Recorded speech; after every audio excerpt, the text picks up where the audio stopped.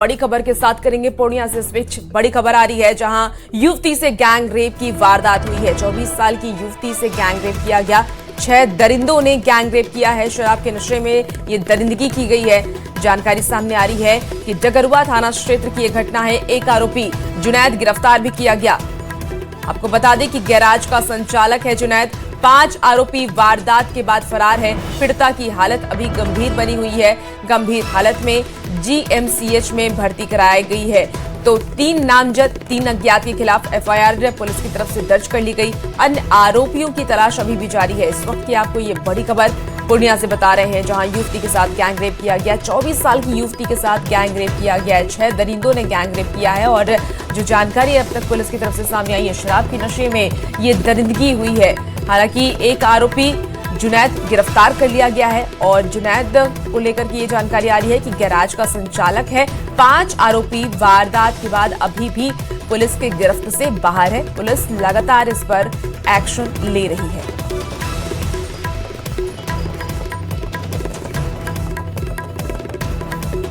देखिए, चाईबासा में 20 लोगों की जान लेने के बाद दंतैल हाथी छिप गया है। ओडिशा से चाईबासा का चक्कर लगा रहे हाथी की तलाश में वन विभाग की टीम जुट गई है, लेकिन हाथी है और उसका कोई लोकेशन नहीं मिल पा रहा है। इसी बीच चाईबासा में एक और हाथी ने दस्तक दे दी है और उसे भगा दिया गया। माना जा रहा है कि जब तक दंतैल हाथी को काबू नहीं किया जाता, खतरा टला नहीं है। पूरी खबर आपको इस रिपोर्ट के जरिए दिखाते हैं। हाथी का चक्कर, वन विभाग बना घन चक्कर। चाईबासा और ओडिशा के लगा रहा चक्कर। दंतैल हाथी को खोजने में जुटा विभाग।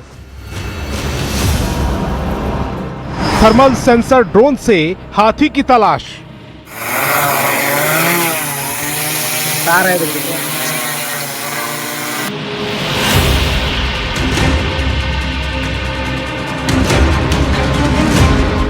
चाईबासा का मझगांव प्रखंड, यहां हलचल बड़ी हुई है। वन विभाग की टीम के अधिकारी और कर्मचारी जुटे हैं। दंतैल हाथी को पकड़ने की रणनीति बनाई जा रही है।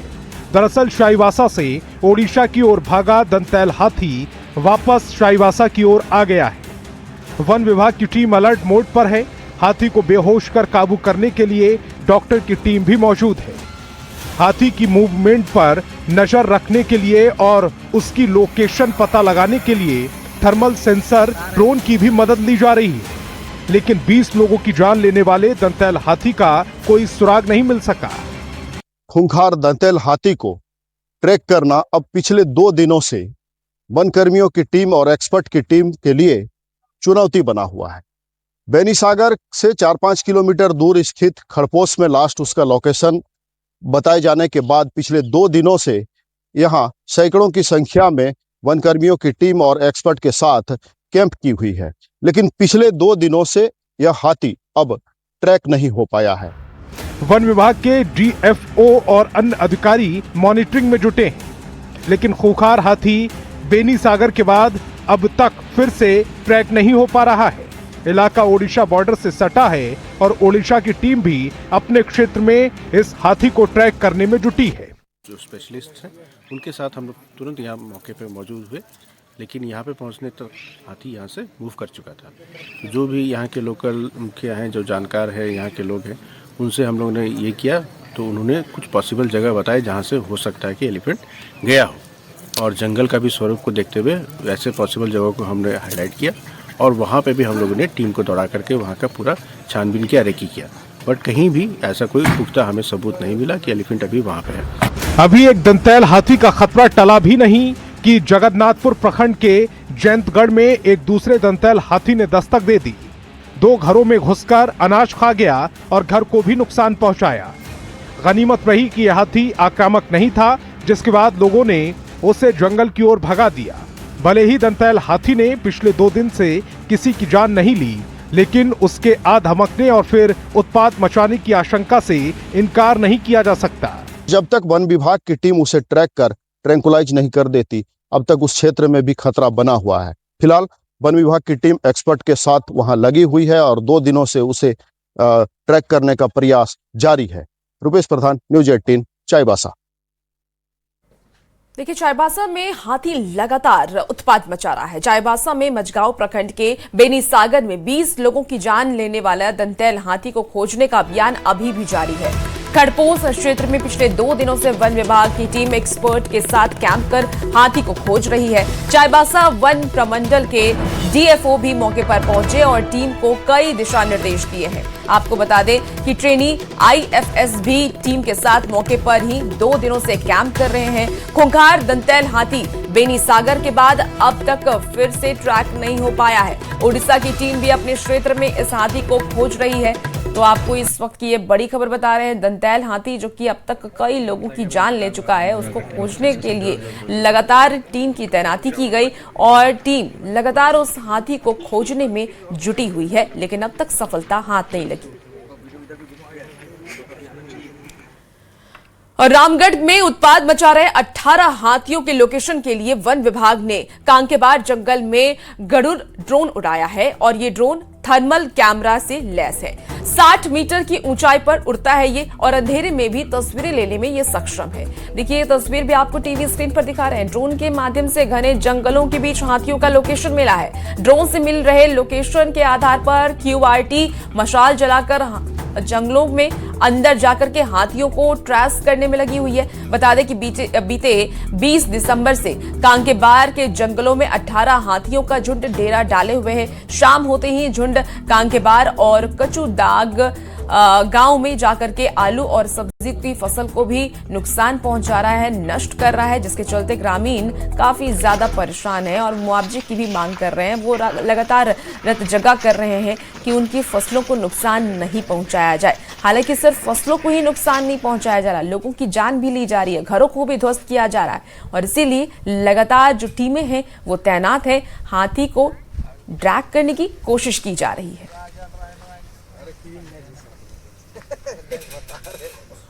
थर्मल ड्रोन कैमरा के द्वारा मॉनिटरिंग किया जा रहा है क्वार्टी के थ्रू और हम लोग सारे वन विभाग के कर्मचारी वहाँ मॉनिटरिंग कर रहे हैं।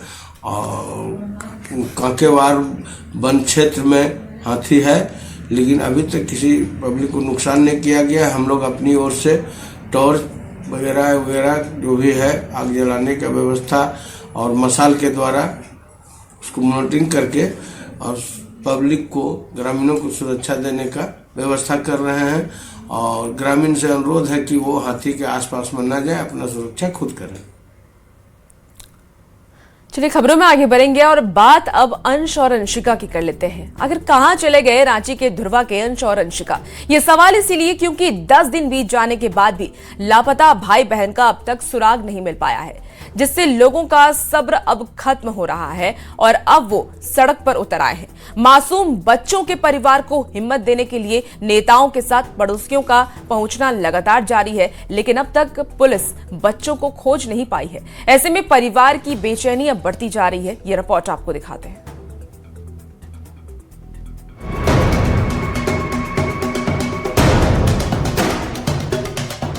अंशिका का कोई सुराग क्यों नहीं मिला? क्या पुलिस की जांच में कहीं कमी रह गई है?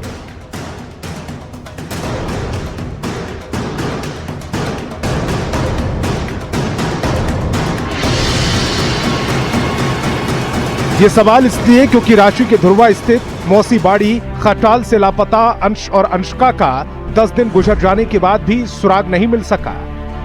परिजनों की बेचैनी बढ़ती जा रही है।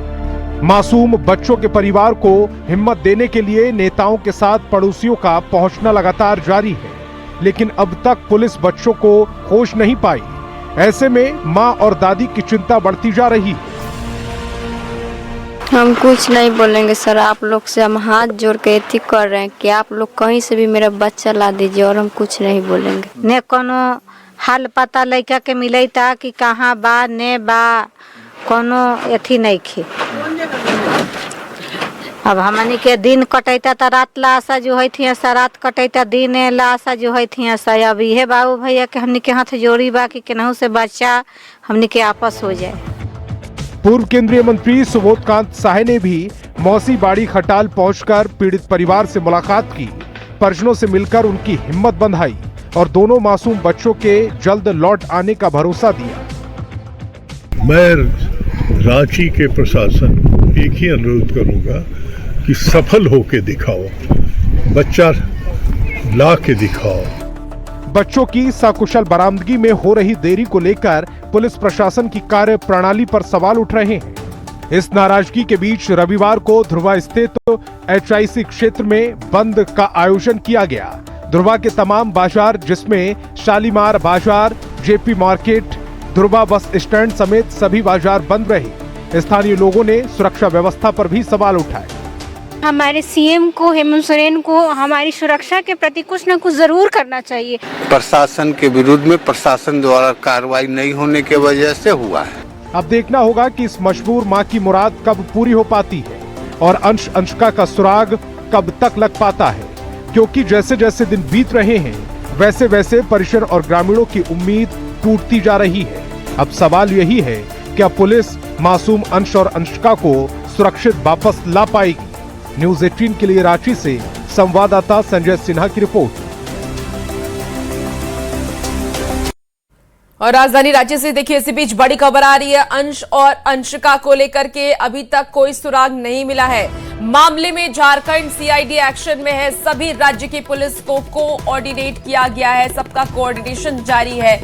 यू एंड क्राई नोटिस भी जारी किया गया। तो बच्चों की जानकारी देने की अपील की गई। 2 जनवरी से लापता हैं दोनों बच्चे। इस वक्त की आपको ये बड़ी खबर राजधानी राज्य से बता रहे हैं, जहां अब तक अंश और अंशिका दोनों भाई बहन का कोई भी सुराग नहीं मिला। और इस मामले को लेकर के अब झारखंड CID एक्शन मोड में नजर आ रही है। सभी राज्य की पुलिस से कोऑर्डिनेट किया गया है। यू एंड क्राई नोटिस भी जारी किया गया और बच्चों की जानकारी देने की अपील की गई।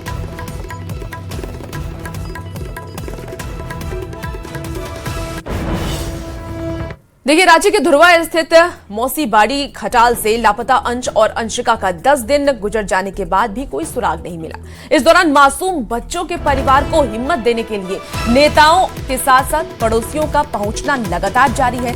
लापता बच्चों के परिजनों से रक्षा राज्य मंत्री संजय सेठ ने भी मुलाकात की। राज्यपाल संतोष गंगवार से बच्चों की मां ने बातचीत की है, उनकी बातचीत करवाई गई और हर संभव मदद करने का भरोसा भी राज्यपाल की तरफ से दिया गया। बच्चों की मां ने राज्यपाल से अपने बच्चों को अविलंब खोजने की गुहार लगाई है। इस दौरान संजय सेठ ने कहा है कि राज्य में अपराधियों का मनोबल बढ़ा है और इसे काबू में करने की जरूरत है। तो ये तस्वीरें भी आपको दिखा रहे हैं जहां संजय सेठ पीड़ित परिवार से मिलने के लिए पहुंचे, मां से मिलने के लिए पहुंचे। और हालांकि उसके परिवारजन लगातार यही गुहार लगा रहे हैं कि उनके बच्चों को ढूंढ दिया जाए।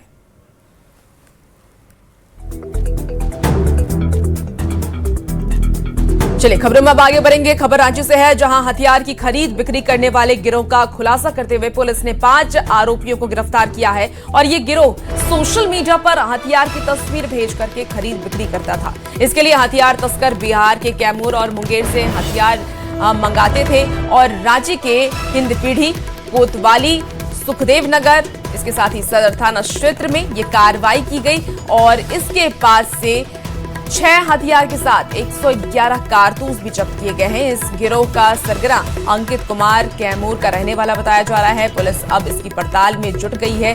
कहीं ये गिरोह संगठित आपराधिक गिरोह को तो हथियार सप्लाई नहीं करता था, इस एंगल से भी जांच की जा रही है। देखिए रांची में हाल के दिनों में अवैध हथियार का इस्तेमाल बढ़ा है और माना ऐसा जा रहा है कि इसमें ऐसे नेक्सस का बड़ा हाथ हो सकता है। पुलिस इस गिरोह के नेटवर्क को खंगालने में जुटी है।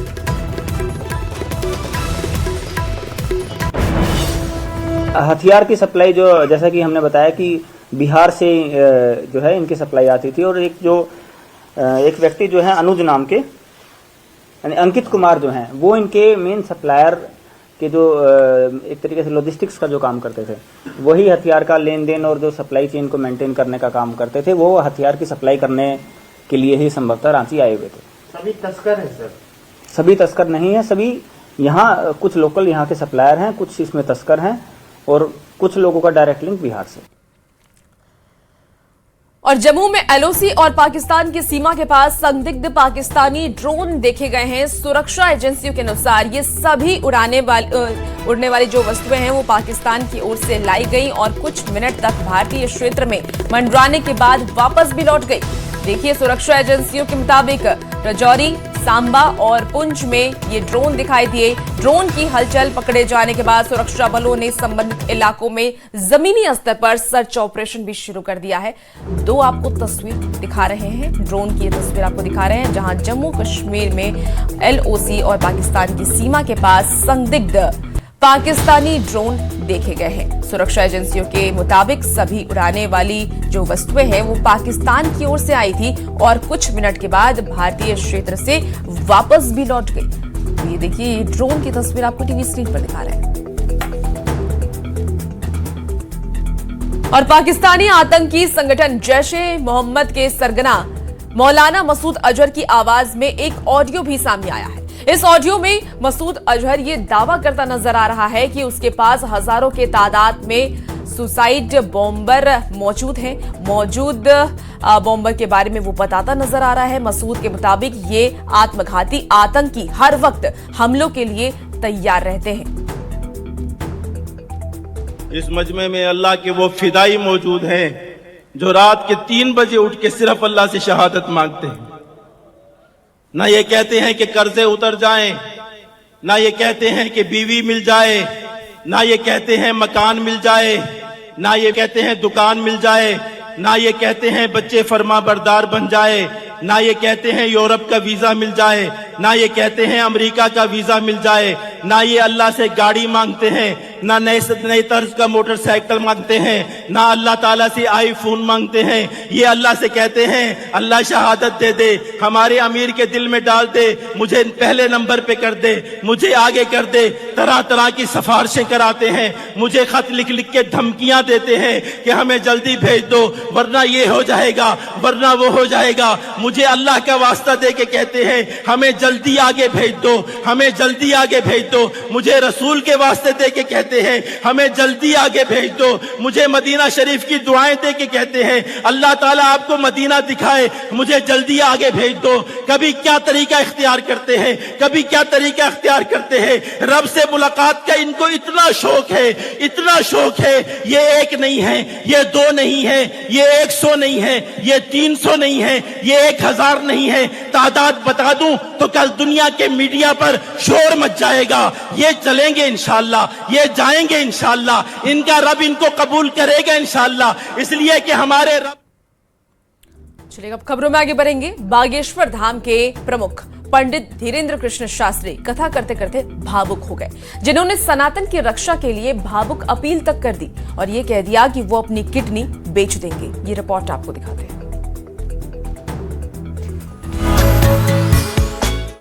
तुम धर्मांतरण मत करो, हम अपनी किडनी बेच देंगे पर तुम्हारी दवाई अपने अस्पताल में करवाएंगे, पर तुम धर्मांतरण मत करो। बाबा की भावुक अपील, किडनी तक बेच देंगे। बांग्लादेश में हिंदुओं पर अत्याचार।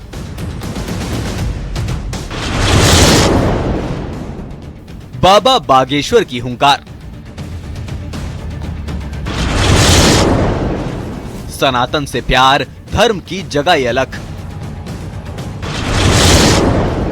सनातन के लिए बेच देंगे किडनी।